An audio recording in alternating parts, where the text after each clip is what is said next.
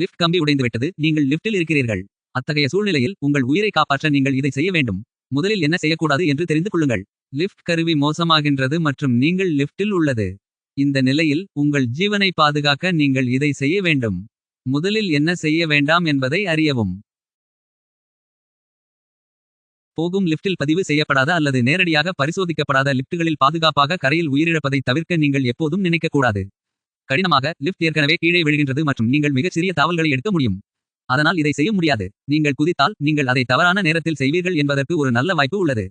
டூப்வார்ஸ் மூலம் இயக்கப்படுகிறது. நீங்கள் சாதாரணமாக நின்றால் அல்லது உட்கார்ந்தால் உங்கள் எலும்புகள் உடைந்துவிடும். அத்தகைய சூழ்நிலையில் உங்கள் உயிரை காப்பாற்ற முதலில் உங்கள் தலையை ஒரு பை அல்லது உங்கள் கைகளால் பாதுகாக்க வேண்டும். பின்னர் நீங்கள் லிஃப்ட்டில் தரையில் மாறி இருக்க வேண்டும். In the situation, if you do this, you won't get hurt and you will come out of the lift safely like a boss.